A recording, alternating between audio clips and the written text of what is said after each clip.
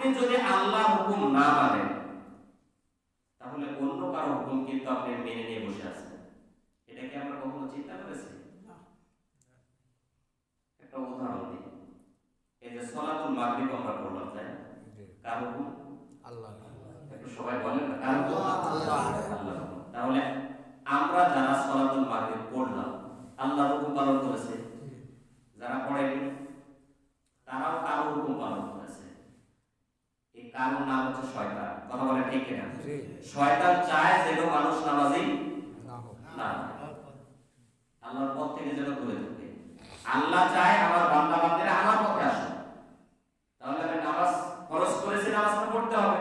তাহলে নামাজে আযান শোনার পরে হাইয়া আলাস সালাত, এটা শোনার পরে আমরা যারা মসজিদে এসে নামাজ পড়লাম তারা আল্লাহর হুকুম পালন করেছে, আর যারা আসলো না তারা শয়তানের হুকুম পালন করেছে।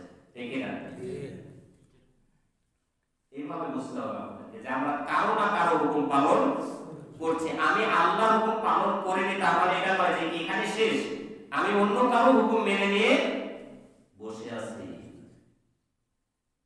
আপনার যদি কোরআনের আলোচনা ভালো না লাগে, কোরআনের বিধান যদি আপনার ভালো না লাগে, তাহলে বুঝতে হবে যে আপনি মানব রচিত বিধানকে ভালোবেসে বসে আছেন। এভাবে বুঝবেন।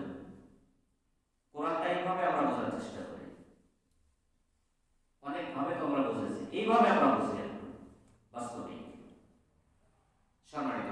তাহলে